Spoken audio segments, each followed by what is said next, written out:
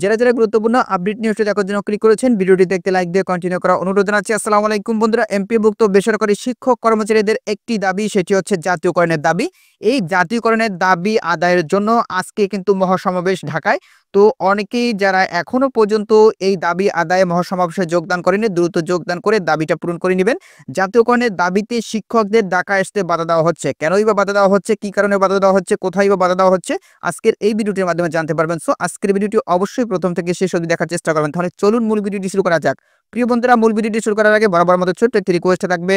আপনি যদি আমাদের এই পরিবারের নতুন দর্শক হয়ে থাকেন, এরকম নতুন চাকরি রিলেটেড আপডেট নিউজ সবার আগে পেতে অবশ্যই আমাদের এই চ্যানেলটি সাবস্ক্রাইব করে রাখবেন। প্রিয় বন্ধুরা, গুরুত্বপূর্ণ আপডেট নিউজটি আজকেই প্রকাশ করা হয়েছে। এখানে বলা হচ্ছে শিক্ষকদের ঢাকার মহাসমাবেশে আসতে বাধা দেওয়ার অভিযোগ।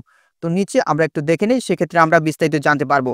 তো এখানে দেখতে পাচ্ছেন, এমপিওভুক্ত বেসরকারি শিক্ষা প্রতিষ্ঠান জাতীয়করণের দাবিতে ঢাকা মহাসমাবেশে যোগ দিতে ঢাকায় আসতে বাধা দেওয়ার অভিযোগ করেছেন শিক্ষকরা।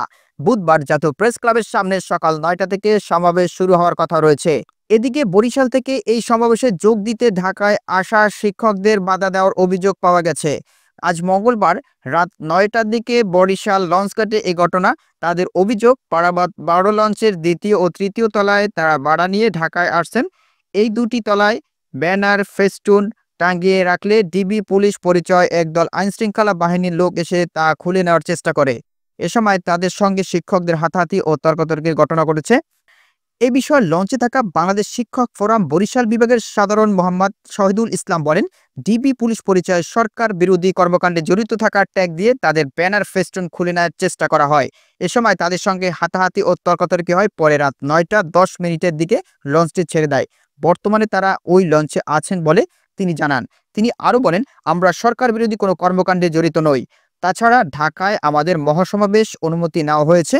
এতে যোগ দিতে বরিশাল থেকে ১২ থেকে ১৫টি শিক্ষক সংগঠন প্রায় ১,৫০০ শিক্ষক যোগ দিয়েছেন বলে তিনি দাবি করেন।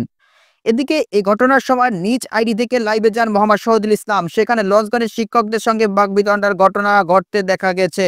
লাইভে ক্যাপশনে তিনি লেখেন, বরিশাল লঞ্চে উঠে বরিশালের ডিবি পুলিশরা শিক্ষকদের মহাসমাবেশের ব্যানার কেড়ে নেয় এবং শিক্ষক আন্দোলনে যাওয়া শিক্ষকদের উপর হামলা চালায়। এর তীব্র নিন্দা ও প্রতিবাদ জানায়। এই ঘটনাটি ঘটে বরিশাল মহানগরের কোতোয়ালি থানার ভিতরে। আর ডিবি পুলিশ বরিশাল পশ্চিমের অন্তর্ভুক্ত।